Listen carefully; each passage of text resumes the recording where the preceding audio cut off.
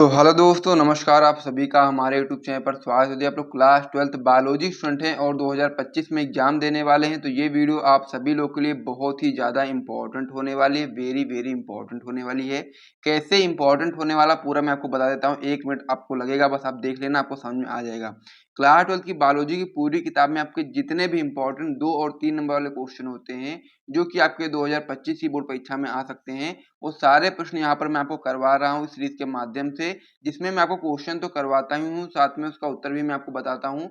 तो इसीलिए चैनल हमारा आपके लिए बहुत ही इंपॉर्टेंट हो जाता है। वीडियो को आप लोग जल्दी से लाइक कर दो, चैनल को सब्सक्राइब कर दो। फिर हम लोग वीडियो को स्टार्ट करते हैं। और इस सीरीज में अब हमारा जो आज का जो पार्ट रहने वाला है वो पार्ट नंबर 8 रहने वाला है। इससे पहले हम 7 पार्ट कर चुके हैं। यदि आप लोगों ने नहीं देखा है तो प्लेलिस्ट में जाकर के चेक कर सकते हो। और 2-3 नंबर वाले जो प्रश्न है उनके अलावा जो आपका बहुविकल्पी प्रश्न होता है पूरी किताब में क्लास 12 की बायोलॉजी में, उसे भी मैंने करवा दिया है। और जितने भी आपके इंपॉर्टेंट अति लघु उत्तरीय प्रश्न होते हैं उनको भी मैंने पूरा करवा दिया, उसे भी आप लोग जाकर के प्लेलिस्ट में चेक कर सकते हो। तो ये सारी चीजें समझ गए होंगे। तो चलिए अब हम लोग अपनी वीडियो को स्टार्ट करते हैं। और क्लास 12 बायोलॉजी की पूरी किताब से आपको जो सबसे ज्यादा इंपॉर्टेंट आपको जो 2 और 3 नंबर वाले जो क्वेश्चन होते हैं उनको करना शुरू करते हैं, जो कि आपका पार्ट नंबर 8 होने वाला। तो पार्ट नंबर 8 में जो क्वेश्चन करने वाले हैं, आइए उसको देखना शुरू करते हैं। इस पेज को यहाँ पर मैं हटा देता हूँ। सारे प्रश्न हम लोग पिछली वीडियोस में कर चुके हैं। जिसने भी पिछली वीडियोस को नहीं देखा है सभी लोग प्लेलिस्ट में जाकर के चेक कर सकते हैं। तो आज का जो हमारा इंपॉर्टेंट क्वेश्चन रहने वाला, उसमें सबसे पहला जो क्वेश्चन आपका रहेगा वो आपका रहेगा कि कार्य के आधार पर आरएनए जो आपका होता है वो आपका कह सकते हो आप लोग कितने प्रकार का होता है, साथ ही में इसका संक्षिप्त वर्णन भी हम लोग को बताना है। तो यहाँ पर सबसे पहले आपको ये पता होना चाहिए कि जो कार्य के आधार पर आरएनए आपका कितने प्रकार का होता है और इसका वर्णन हम लोग को करके बताना है। तो सबसे पहले आप लोग यहाँ पर बताओगे, वैसे तो सभी लोग जानते हैं आरएनए आपका एक प्रकार का होता है, लेकिन यहाँ पर आपको चीजें समझनी पड़ेंगी ताकि आपको समझ में आए कि जो आपका आरएनए होता है आपका 2 प्रकार का होता है। कैसे होता है ये समझते हैं। उत्तर में आप लोग बताएंगे कि भौतिक लक्षणों तथा कार्यों के आधार पर जो आपका आरएनए होता है उसको हम लोगों ने 2 वर्गों में रखा है। ठीक है, 2 वर्गों में बांटा है। सबसे पहला वर्ग है आपका आनुवांशिक आरएनए। तो जो आरएनए आपका आनुवांशिक पदार्थ के रूप में कार्य करेगा, जिस भी कह सकते हो आप लोग कह सकते हो कि पादप में या फिर किसी में, तो फिर वो आपका क्या कहलाएगा, आपका आनुवांशिक आरएनए कहलाएगा। उदाहरण में आप बताएंगे समस्त पादप विषाणु जो आपके होते हैं उनमें जो आपका आरएनए होता है वह आपका कह सकते हो आप लोग किसका काम करता है, आनुवांशिक पदार्थ के रूप में कार्य करता है। और बाकी जितने भी आपके जीव जंतु होते हैं उनमें जो आपका आरएनए होता है आपका प्रोटीन संश्लेषण के रूप में कार्य करता है। और जो आपका डीएनए होता है वो आपका आनुवांशिक पदार्थ के रूप में कार्य करता है। तो यही चीज आपको हमको समझना है। ये आपका इंपॉर्टेंट पॉइंट है कि जो आनुवांशिक आरएनए होता है इसमें आप बताएंगे कि वह आरएनए जो आनुवांशिक पदार्थ के रूप में पाया जाता है उसे हम लोग आनुवांशिक आरएनए बोलते हैं। उदाहरण में आप बता सकते हैं समस्त पादप विषाणु में आपका जो आरएनए होता है आपका आनुवांशिक पदार्थ के रूप में कार्य करता है। पहला हो गया जो कि इंपॉर्टेंट है। दूसरा जो आपका है वो सबसे ज्यादा इंपॉर्टेंट है और दूसरा आपको पढ़ना भी बहुत ही अच्छे तरीके से है, क्योंकि ये चीज आपको पता होना चाहिए। ये आपका क्वेश्चन डायरेक्ट एग्जाम में आता है। दूसरा आपका होता है अनआनुवांशिक आरएनए, जो कि आपका 3 प्रकार का होता है। इसको हम लोग आगे डिटेल में समझेंगे। इसमें आप बताएंगे कि ऐसा आरएनए जो अनुवांशिक पदार्थ का काम नहीं करेंगे उसको हम लोग क्या बोलेंगे, अनुवांशिक आरएनए बोलेंगे। इसके नाम से ही क्लियर है। तो ये जो परिभाषाएं बहुत ही सिंपल सी हैं, आराम से कर देना, एक भी नंबर आपका नहीं कटेगा। फिर हम लोग आगे बढ़ जाते हैं और उसको आगे हम लोग डिटेल में समझते हैं अनुवांशिक आरएनए के बारे में, यानी कि जो आरएनए अनुवांशिक पदार्थ के रूप में कार्य नहीं करते हैं उनके बारे में डिटेल में समझते हैं, जो कि काफी इंपॉर्टेंट भी है आपके लिए। इसके अलावा यदि आपको इस प्रकार से नोट्स वगैरह चाहिए तो आप लोग हमारा टॉपर ग्रुप ज्वाइन कर सकते हैं। इसका चार्ज 499 रखा गया है। डिस्क्रिप्शन बॉक्स में आपको हमारा व्हाट्सएप नंबर मिल जाएगा, इसको भी ज्वाइन करना होगा। सभी लोग व्हाट्सएप पर मैसेज करेंगे, वहां पर आपको सारी जानकारी मिल जाएगी कि कैसे आप लोग ज्वाइन कर सकते हो। तो चलिए हम लोग अगले पेज पर बढ़ जाते हैं। इस पेज को यहाँ पर मैं हटा देता हूँ। अब हम लोग यहाँ पढ़ने वाले हैं क्या, यूकेरियोट्स में जो आपका आरएनए होता है जो कि आपका 3 प्रकार का होता है, यानी कि जो आपका अनुवांशिक आरएनए होता है आपका 3 प्रकार में पाया जाता है। और तीनों प्रकार बहुत ही इंपॉर्टेंट होते हैं आपके लिए और आपके एग्जाम के लिए। को पहला आपका इसमें प्रकार हो जाता है संदेश वाहक आरएनए, इसको हम लोग बोलते हैं शॉर्ट फॉर्म में एमआरएनए। तो क्या होता है संदेश वाहक आरएनए, आइए समझते हैं। तो इसमें आप बताएंगे कि संदेश वाहक जो आपका आरएनए होता है डीएनए से प्राप्त आनुवांशिक सूचनाओं को राइबोसोम तक पहुंचाता है। यानी कि जो आपका संदेश वाहक आरएनए होता है इसका यही काम होता है कि आपका डीएनए से जो सूचनाएं प्राप्त होती है आनुवांशिक सूचनाएं उसको राइबोसोम तक पहुंचाने का कार्य करता है। इसीलिए जो आपके वैज्ञानिक हैं जैकब और मोनार्ड, ने इसे मैसेंजर आरएनए नाम दिया, यानी कि ये सूचनाओं को पहुंचाने का काम कर रहा है। तो इसी की वजह से जो आपके जैकब और मोनार्ड ने जो आपका संदेशवाहक आरएनए इसको मैसेंजर आरएनए नाम दिया। इस प्रकार से आप समझ गए होंगे। आगे आप बताएंगे कि कोशिका द्रव्य में पाए जाने वाले कुल आरएनए का आपका ये आपका 3.5% भाग या आरएनए का होता है, यानी कि कोशिका द्रव्य में जो आपका आरएनए पाया जाता है, कुल आरएनए का आपका यहाँ पर 3.5% जो भाग होता है वो आपका इसी वाले आरएनए का होता है, यानी कि संदेशवाहक यानी कि एमआरएनए का होता है। तो इस प्रकार से आरएनए का जो पहला प्रकार था आपके लिए बहुत ही इंपॉर्टेंट है, इसको याद कर लीजिएगा। फिर आरएनए में जो आपका दूसरा प्रकार होता है जो कि आपका अनानुवांशिक आरएनए का दूसरा प्रकार होता है, ये भी आपका इंपॉर्टेंट होता है और तीनों प्रकार के बहुत ही इंपॉर्टेंट होते हैं।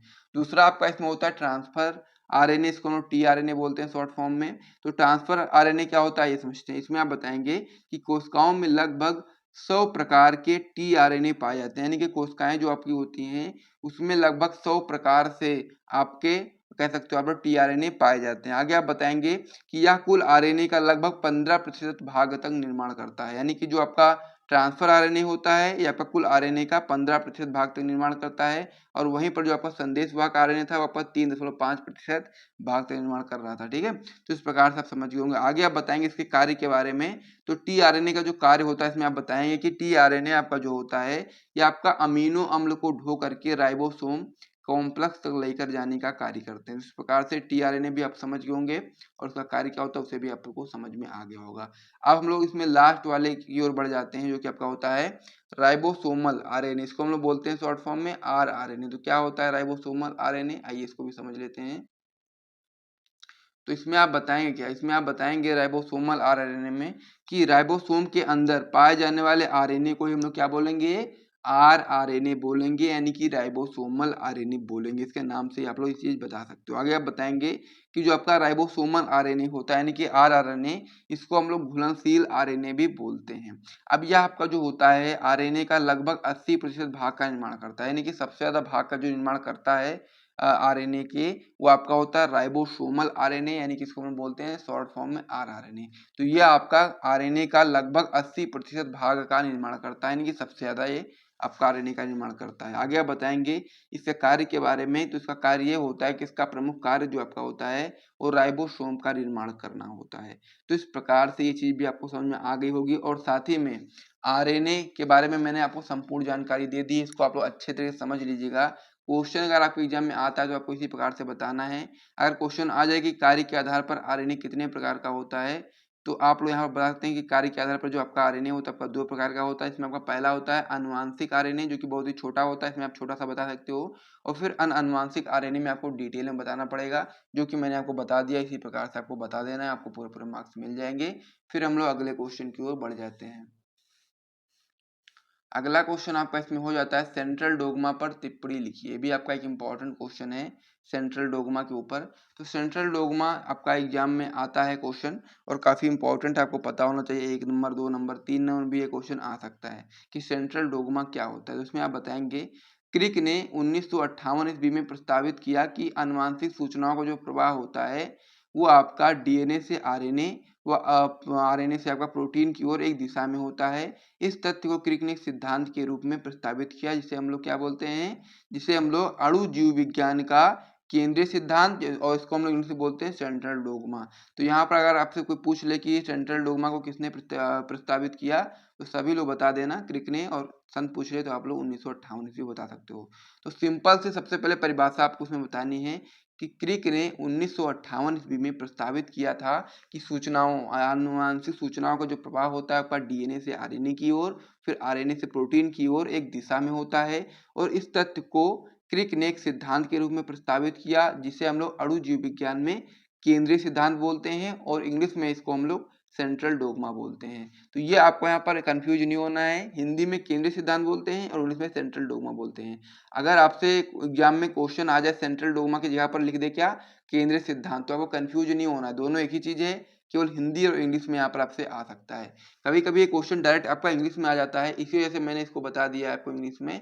और बाकी ये आपका इस प्रकार से भी आ सकता है, केंद्रीय सिद्धांत के बारे में बताइए, तो आप इस प्रकार से बता सकते हैं। जैसा कि आप उसके फिगर में समझ सकते हो, डीएनए से आरएनए और आरएनए से प्रोटीन की ओर एक दिशा में होता है, और इस तथ्य को कह सकते हो आप लोग क्रिक ने एक सिद्धांत के रूप में प्रस्तावित किया, जिसे हम लोग क्या बोलते हैं, सेंट्रल डोग्मा बोलते हैं। और इसी प्रकार से आप लोग बना करके दिखा भी सकते हो कि जो आपका अनुवांशिक सूचनाओं का जो प्रवाह होता है वो आपका इसी प्रकार से होता है एक दिशा में, यानी कि डीएनए से आरएनए, आरएनए से प्रोटीन, एक दिशा में आपका ये होता है। उसके बाद में फिर आपको यहाँ पर कुछ इंपॉर्टेंट चीज समझनी पड़ेगी जो कि इंपॉर्टेंट है। जब आपका डीएनए से डीएनए बनता है, उसको हम लोग क्या बोलते हैं, उसको हम लोग बोलते हैं प्रतिकृति, और इंग्लिश में बोलते हैं हम लोग रिप्लिकेशन। ये चीज आपको यहाँ पर समझना है कि डीएनए से आरएनए, मतलब कि डीएनए से डीएनए बनने की जो प्रक्रिया होगी इसको हम लोग क्या बोलेंगे, रिप्लिकेशन यानी कि प्रतिकृति बोलेंगे। ये चीज आपको यहाँ पर समझना है। फिर डीएनए से आरएनए बनने की जो प्रक्रिया होगी इसको हम लोग क्या बोलेंगे, अनुलेखन या फिर ट्रांसक्रिप्शन बोलेंगे। और फिर आरएनए से प्रोटीन के बीच की जो प्रक्रिया होगी उसको हम लोग रूपांतरण यानी कि ट्रांसलेशन बोलेंगे। इस प्रकार से आपको यहाँ पर याद रख लेना है कि डीएनए से डीएनए को हम लोग बोलेंगे प्रतिकृति या फिर रेप्लिकेशन, डीएनए से आरएनए को हम लोग बोलेंगे अनुलेखन यानी कि ट्रांसक्रिप्शन, और फिर आरएनए से प्रोटीन को हम लोग बोलेंगे रूपांतरण या फिर ट्रांसलेशन। इस प्रकार से सेंट्रल डोग्मा का अगर क्वेश्चन आ जाता है तो आपको इतना बता देना, आपको पूरे पूरे मार्क्स मिल जाएंगे, एक भी आपका नंबर नहीं कटेगा। थोड़ा आप आराम से करिएगा सही से, ये आप लोग करोगे ना तो आपका जो बोर्ड एग्जाम की कॉपी होती है वो मान के चलिए एक पेज में आपका ये आ जाएगा आराम से, क्योंकि इस प्रकार से आपको ये चीज बनाओगे, ये चीज करोगे तो आराम से आ जाएगा। क्योंकि साइड में आपको लाइन भी खींचना होता है और साथ ही में आपको थोड़ा दूर दूर लिखना है, साफ साफ लिखना है, ठीक है। आपको एकदम पास पास नहीं लिखना है, चिपका के नहीं लिखना, थोड़ा थोड़ा दूर दूर लिखोगे, साफ साफ लिखोगे, आपको अच्छे मार्क्स मिलेंगे बिल्कुल अच्छे तरीके से। तो यहाँ तक आपको वीडियो पसंद आए तो वीडियो को लाइक करिए, चैनल को भी सब्सक्राइब करिएगा। मिलेंगे नेक्स्ट पार्ट में और भी क्वेश्चन के साथ में, तब तक के लिए जय हिंद।